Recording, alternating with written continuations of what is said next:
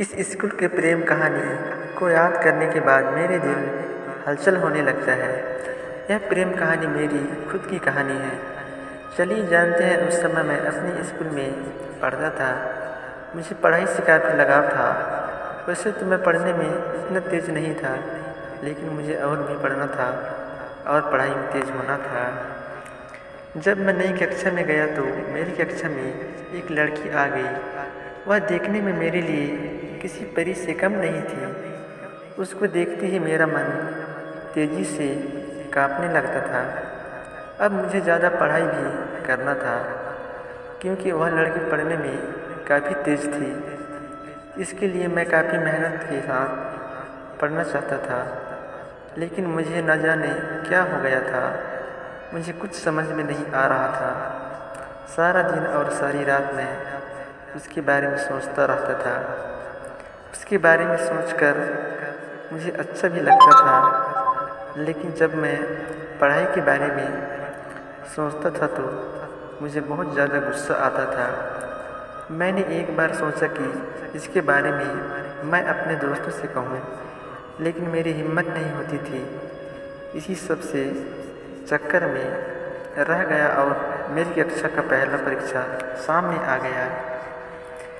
मेरी तैयारी कुछ भी नहीं हुई थी। जब मैं परीक्षा के लिए अपनी कक्षा में गया तो मुझे खुद पर काफ़ी गुस्सा आ रहा था। तभी मैं क्या देखा कि वह लड़की मेरी ओर आ रही थी। उसके चेहरे पर मुस्कान थी। वह काफ़ी खुश लग रही थी। यह देखकर मैं कुछ देर के लिए अपने शरीर को हिला भी नहीं पा रहा था। उसको मुस्कुराता देखकर मैंने भी मुस्कुरा दिया।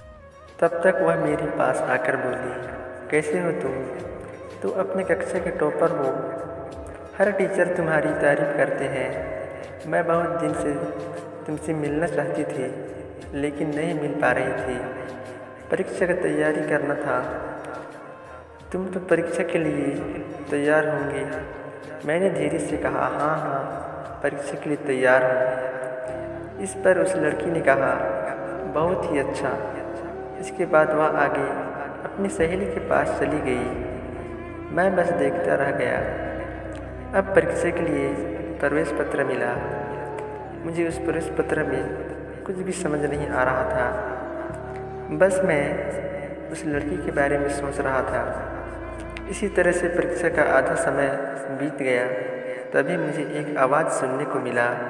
वह आवाज़ मेरे पीछे से आ रहा था। जब मैं पीछे देखा तो वही लड़की, अब मैं ज़मीन पर नहीं बल्कि आसमान की सैर कर रहा था। उसने बड़े ही धीरे से मेरा नाम लेकर कहा, पेपर नहीं देना है क्या? अभी तक तुमने कुछ भी नहीं लिखा है। इस पर मैं कुछ बोलने वाला था। फिर से वह लड़की बोली, अगर पेपर में कोई सवाल नहीं समझ में नहीं आ रहा है तो मुझ गवाह की मदद ले सकते हो। इसके बाद मैंने अपने प्रवेश पत्र को हल करना शुरू कर दिया। मुझे कुछ सवाल समझ में नहीं आ रहे थे, तो मैंने उस लड़की से पूछ ही दिया। उसने बड़ी ही समझदारी के साथ उस सवाल का हल बताया, जिससे किसी दूसरे को शक भी ना हो। इसके बाद मेरे कान में एक और आवाज़ आई। वह आवाज़ घंटी की थी। यह घंटी परीक्षा के समय का ख़त्म होने पर बज रही थी। हम दोनों अपने हल किए हुए पेपर को जमा किया और कक्षा से बाहर आ गए। हम दोनों काफ़ी बात करने लगे। इसके साथ ही इस समय में हमें लंच भी करना था। हम दोनों ने पहली बार अपनी लंच को बांट कर खाया। अब मैं सोच रहा था कि मैं सपना देख रहा हूँ या सब हकीकत है। इसलिए मैंने उस लड़की से कहा, तुम थोड़ा मुझे चिकोटी काटो। इस पर उस लड़की ने कहा, क्यों? मैंने कहा, मुझे यकीन नहीं हो रहा है कि मैं एक सपना देख रहा हूँ या सब हकीकत है।